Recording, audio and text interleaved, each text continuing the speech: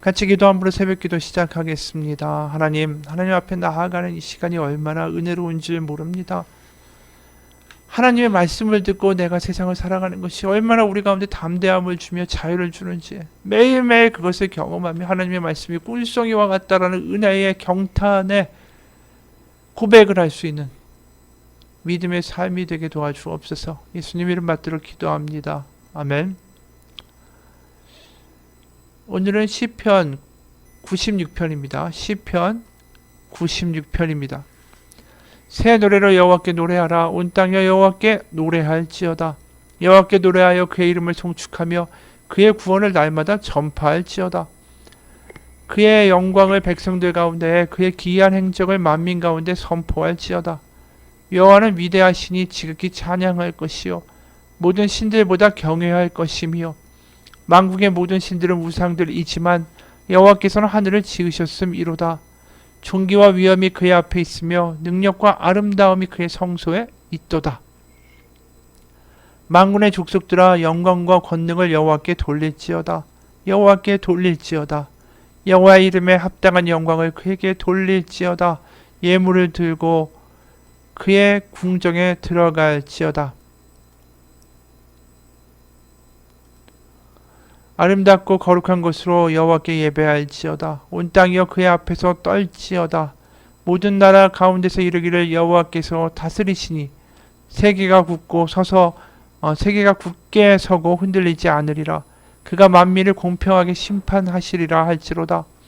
하늘은 기뻐하고 땅은 즐거워하며 바다와 거기에 충만한 것이 외치고 밭과 그 가운데 있는 모든 것은 즐거워할지로다. 그때 숲에 모든 나무들이 여호와 앞에서 즐거이 노래하리니 그가 임하시되 땅을 심판하러 임하실 것임이라. 그가 의로 세계를 심판하시며 그의 진실하심으로 백성을 심판하시리로다. 아멘. 오늘 시편은 새 노래로 여호와께 노래하라 라고 말합니다. 이 새 노래라는 게 굉장히 의미심장하죠. 시편 150편이나 되는데 이게 다 여호와 찬양하는 노래 아닙니까? 그렇게 노래를 계속 하는데 150편이나 노래하는데 굳이 또 거기서 새 노래로 여호와께 찬양을 하라. 굉장히 낯설고 이게 도대체 무슨 말인가 싶은 대목이기도 하죠. 거기다 2절에는 그의 이름을 송축하고 구원을 전파하며 3절에는 이 동네방네 다니며 여호와를 선포하고 그의 구원의 능력을 알리고 소식을 이야기하라 이렇게 이야기해요. 어떻게 보면 갑자기 호들갑을 떨고 있다라는 느낌이 들 수 있는 거예요. 뭔가 기쁜 일이 있을까? 갑자기 뭐가 응답이 됐을까? 그러니까 이렇게 구원의 기쁨을 막 동네방네 선포하고 새 노래로 노래를 하고 이렇게 난리가 난 것 아닐까? 우리는 그렇게 생각할 수 있죠. 근데 읽다 보면 이 시편에서 어떤 기쁜 일이 일어났기 때문에 여호와를 이렇게 새 노래로 찬양해야 된다라고 말하지 않는다라는 거예요. 그럼 왜 새 노래로 여호와를 찬양하자라고 이야기할까요? 그것은 4절부터 13절에 나와 있는 내용이에요. 그게 요약하면 여호와는 하늘을 지으셨고 모든 신들 거짓 우상들과는 전혀 다른 분이시고 그래서 우리가 그분께 예물을 드리고 찬양합시다. 온 땅도 떨지어다 노래할지어다. 왜냐하면 여호와가 천지를 만드신 분이시고 그분이 심판주이시고 그래서 그의 백성을 구원하시고 악인을 심판하실 것이기 때문에 뭐 그런 내용인 거죠. 근데 이런 내용들이 사실은 갑자기 알게 된 내용입니까? 아니죠. 시편 150편 내내 이 노래가 나온 거예요. 이런 내용들이. 그분이 심판하실 것이다. 다스리실 것이다. 그의 공정한 심판이 있기 때문에 세상을 즐거워해야 하고 그래서 의로 세계를 심판하시고 악인은 멸절시키시고 그의 백성을 구원하실 것이다. 이 노래는 우리가 시편 150편 내내 듣게 되는 말이라는 거죠. 그런데 여기서 새 노래로 찬양하자. 이 이야기만큼 우리 가운데 와닿는 이야기가 없습니다. 다 아는 사실을 가지고도 다시 새 노래로 찬양하고 감격하자라고 말할 수 있다면 그것이 정말 은혜가 충만한 신앙 아닐까요? 오늘 시편을 보면서 우리가 이게 밋밋하고 느껴지지 않는다면 이게 우리의 신앙이 뭔가가 잘못되어 있다는 것을 역으로 알려주는 그런 증거가 되겠죠. 이 시편은 결국 심드렁하고 미적지근한 신앙을 가진 사람들에게 그들에게 충격을 주는 시편이에요. 우리가 아는 사실이 새롭게 와닿아서 감격이 되고 새롭게 노래할 수밖에 없는 그러한 신앙의 모습을 우리가 잃어버리고 있다는 것을 우리 가운데 충격적으로 알려주는 거죠. 우리가 익숙함으로 어느 순간 하나님에 대한 신앙을 미지근하게 믿게 되는 모습들이 참 많죠. 계시록에도 라오디게아 교회에게 너희들이 뜨겁든지 차갑든지 하지 미지근하니까 너희들의 신앙의 문제가 아니냐라고 지적하신 바가 있죠. 그것뿐이 아니라 익숙함이 결국 신앙에 있어서는 가장 큰 문제가 된다는 것을 보여줬던 사건이 만나 사건 아니에요? 그들이 광야에서 굶어 죽지 않는다는 게 얼마나 대단한 사건입니까? 먹을 게 하나도 없는 광야에서 안 죽는다. 매일매일 먹을 게 생긴다. 그들이 처음에는 감격했죠. 와, 이런 하나님이 먹을 걸 주시다니. 그런데 민수기 21장 5절에 오면은 이런 불평을 하는 모습을 보게 돼요. 민수기 21장 5절. 백성이 하나님과 모세를 향하여 원망하되 어찌하여 우리를 애굽에서 인도해내어 이 광야에서 죽게 하는가? 이곳에는 먹을 것도 없고 물도 없도다. 우리 마음이 이 하찮은 음식을 싫어하노라. 하찮은 음식이 뭐죠? 만나였어요. 이들이 광야에서 40년을 굶어 죽지 않고 매일매일 하나님이 주시는 그 음식에 대하여 40년이 지나니까 지겹다라고 이야기해요. 바로 새 노래는 없고 심드렁하고 익숙해진 그러한 모습 가운데 불평만 늘어나는 거죠.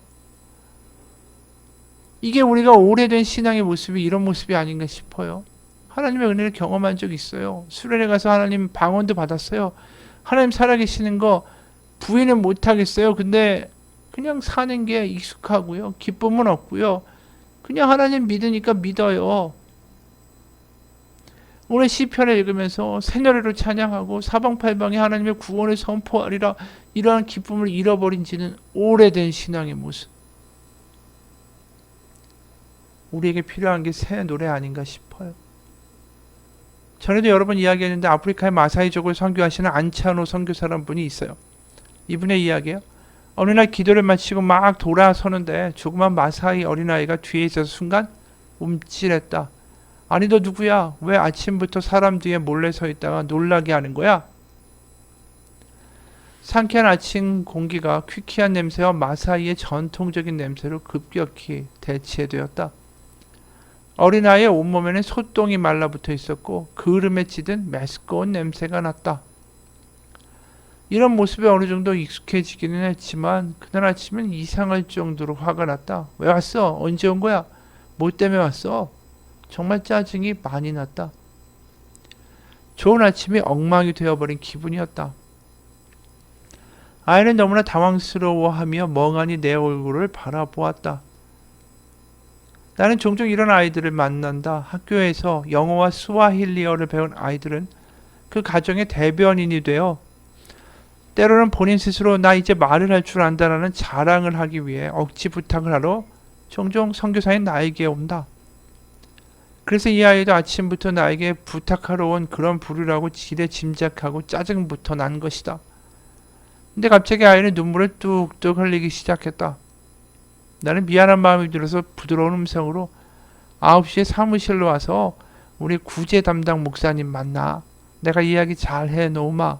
그리고 돌려보냈다. 그리고 문을 닫고 들어오는데 아내가 누가 찾아왔느냐고 물었다. 아무것도 아니야 뻔하지. 뭐 또 도와달라는 거겠지. 우리가 은행인가? 아니면 자선단체인가? 아유 이제 짜증난다 짜증나.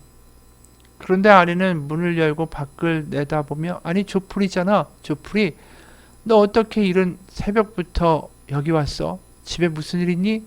아내는 참 상냥하게 물었다. 그 아이 조풀이가 대답했다. 집에는 아무 일도 없어요. 아버지가 이것을 목사님께 가져다 드리라고 하시면서 오늘이 아빠 생일이니까 시간 있으면 염소고기를 드시러 집에 오라고 하셨어요. 그렇게 말하며 아이는 우유 한 병을 내밀었다. 조프리 아버지는 마사이의 전통적인 우유를 내가 좋아한다라는 걸 알고 있었다. 나는 어린아이가 귀한 우유를 가지고 온 것을 미처 확인하지 못했다. 나는 겉모습만 보고 어린아이를 구걸하는 아이로 판단했으며 내 마음대로 화를 낸 것이다. 나는 매우 부끄러웠다. 아내는 아이를 데리고 들어와 따뜻한 우유와 빵을 내주었다. 그런데 아이는 빵을 맛있게 먹다가 절반 정도 남기더니 주머니 속에 넣는 게 아닌가. 그리고는 잘 먹었습니다. 그럼 갈게요라며 일어서려고 했다. 나는 아이에게 너 왜 빵을 다 먹고 주머니에 넣었니? 라고 물었다.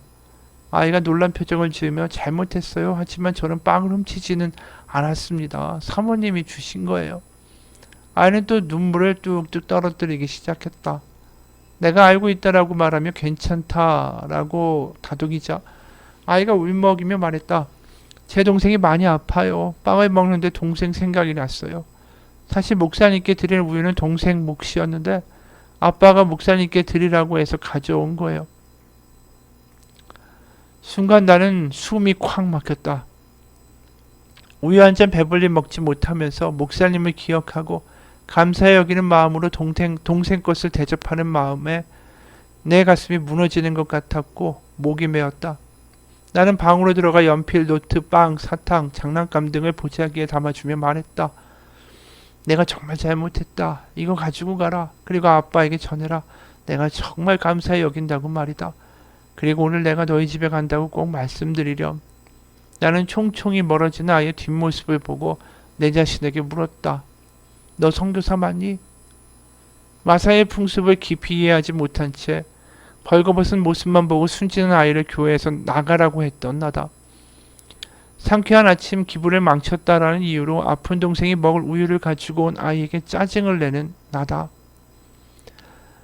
내 형제들아 영광의 주 곧 우리 주 예수 그리스도를 믿는 믿음을 너희가 받았으니 사람을 외모로 취하지 말라.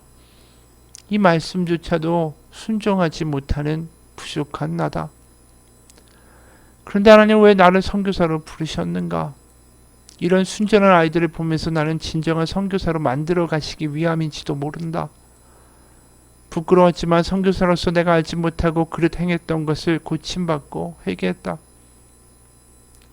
하나님 제 안에 선한 것이 하나도 없습니다. 그것은 나의 고백이었다. 그리고 하나님께 쓰임받는다라는 게 무엇인지를 깨닫게 된 순간이었다. 선교사라고 하지만 신앙과 믿음이 좋은 것 같지만 그 생활이 계속 반복되면 익숙해지고 습관이 되고 그런 뻔한 태도로 일관할 때가 많이 있다.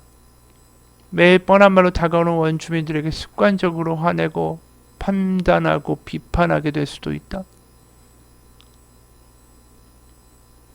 그러나 그런 가운데 하나님의 깨우치시는 순간이 있다. 바로 오늘같이. 이분의 이야기가 그거죠.